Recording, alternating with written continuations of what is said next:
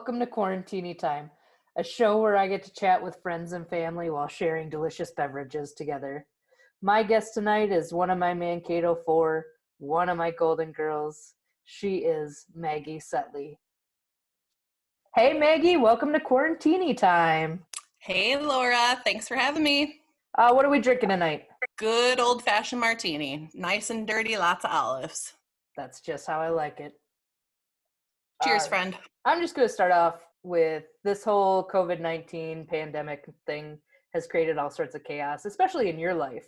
You unfortunately worked in the hospitality industry, which has gotten zero business because nobody can be hospitable anymore. How has that affected your life so far? I'm not working, which sucks. I'm not seeing people. So we got back from spring break. I went to work, worked a 4-hour shift, and then got sat down and said, sorry, see you later. Hopefully sooner rather than later. So I have been at home. The kids had one extra week of spring break, which was kind of nice to get everybody kind of just used to things. And then last Monday, I started my new position, which is not paid, as a distance learning supervisor. So we are very fortunate to live in a great school district where our kids, every kid in the district, even preschool, has Chromebooks, amazing teachers. I'm not a teacher. I'm not homeschooling my kids. I'm just supervising their distance learning. And today was the first day that I didn't have to sit beside the little one and hold his hand. It was awesome. Jocelyn, my oldest, is 7th grade. Trevor's a 4th grader. And then Isaiah's in 1st grade. So I know when we often get together, there's game nights, and I'm sure you're probably doing game nights while you're at home. Why is your family so strict with the rules? Well, I'm a firstborn child, little bit of type A, a lot type A, and I am just a rule follower. And so there are rules for a reason. And my husband comes from a very boy-filled family where competition is a big deal. He will tell you he's not competitive, and that's the biggest lie he tells anyone. So when you combine a rule Nazi and a super competitive person, things get a little interesting sometimes. I know that you've been part of that before when I believe after an event in Mankato, we were all at Jen Epper's house, and there was a hostile moment during a game time, I believe. So has this trait been passed down to any of your kids? Definitely the rule follow. Well, both. Let's be real. They have. We're those types of parents that don't let our kids win either. So they know how to lose. Losing in life is a big lesson to learn, and sometimes you got to start at home, even if it's with Monopoly. During any of these game nights at your own house, has there been any chair throwing or table turning, or there's had to have been at least some storming off? There's usually a lot of having to calm children down kind of situation. So we've been playing a lot of games, not as much as I thought we would be, but we started a game called Code Names, and Jocelyn got it, and her friends explained it to her. So then we all have been playing it, and it wasn't so much that people left the table, but Connor had to switch teams because he was with Trevor and Isaiah, and I had Jocelyn. And after the first round, he had to switch and had to get Jocelyn. The boys they're 10 and 6. Their line of thinking is not the same as 2 adults and a 13-year-old. So. Well, let's talk about one of our all-time favorite shows, Arrested Development. It's one of the greatest shows ever created. Do you have any associations with that outside of the show? My mother-in-law wanted to be called Grammy, and my husband and I said, nope, you're going to be Gangy. So our children, and now my niece and nephew, and now my other brother-in-law's children all call Grandma and Grandpa Gangy and Pop Pop. So we have carried that on into our family, and they're very, very much Gangy and Pop Pop. So it's pretty fun. Who was your all-time favorite character on that show? There's so many good ones, but I think Tobias is my favorite. He just has so many things. Michael has a quote in there, you should really record yourself, and just the things he says sometimes just make me laugh. And we actually started watching it last Friday again with Jocelyn. So she's watching it for the first time. May not always be appropriate maybe for a 13-year-old, but she's pretty mature, so she's getting it. And just listening to them talk, it's they're the whole show, every one of them is my favorite. I would say Tobias or even Buster. Buster cracks me up. I'm impressed you could pick a favorite because I don't know that I could. Well, I do love Jason Bateman, and he's my favorite no matter what he's doing. So I do like his character, but Tobias, just the things they have him say, like, you really have to pay attention because everything he says is something hilarious, and it's pretty awesome. What was your favorite story arc on Arrested Development? I really think once it gets to season 2, season 1's great, but season 2 is where I think a lot of the lines that my husband and I quote, and we quote them with you, with your brother, with your sister, with our other friends. I think once Anne, George Michael's girlfriend, gets involved, like, a lot of the things we say involve her, like her, her, or plain as the Anne on Nose's face. Like, there's a lot of, one thing we say a lot, whether it's to the kids or the cat or the dog, is way to plant, Anne. So there's lots of good, definite story arcs in that one, but a lot of the quotes that we say have to deal with Anne. So part of Arrested Development came James Lipton working as the warden, and he was just so brilliant on that show. He was brilliant on everything he did. I took his questionnaire from the end of Inside the Actors Studio and kind of whipped it up and made it a little COVID-19 fun. So would you like to do the questionnaire with me? Yes, I would.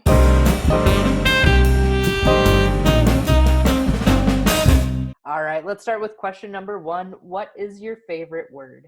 I've had lots of words come to mind, but to be honest, right now, especially with this quarantine, grace is my favorite word right now. I feel like everybody's minds are just jumbled. I've dealt with people that are like very much questioning, like, why should we stay home? And I need to see numbers. And it's very hard for me to not be judgmental. And so just not only grace for myself and the things I've done in my own life, but especially during this time, just giving grace to each other, that everybody's under a lot of pressure. This is something nobody's ever had to deal with before. And so grace is definitely something that we all need right now, I think. What is your least favorite word? My least favorite word is stupid. I feel like people that use it, and they use it a lot, could come up with a better word. So I just think it's mean. I think it's kind of lazy to use that word. So stupid is my least favorite word. Who would you most want to be in a stay-at-home quarantine with? Truthfully, I think my parents. Both my parents are deceased. My mom passed away in 2017, my dad in 2004. I grew up in kind of a rural area on 7.5 acres. My parents planned for being kind of hermits, and they would be the people I'd like to be stuck with, because we pretty much did that my whole life growing up anyway. So I think we'd be pretty good at it. Who would you least like to be in a stay-at-home quarantine with? I have been thinking a lot about this because there's been some like memes going around with like, which celebrity house would you like to be stuck with and like why? I think the Kardashians would be the people I would not want to be stuck with. I mean, they have lots of resources. I don't think we'd run out of food or anything like that, but I just think I'd go crazy. What is your favorite curse word? Well, fuck, because it's awesome, just like many of your other people said. But a random obscure one that I love using is douche, or even douche canoe. Like, I like using that a lot. What sound or noise do you love?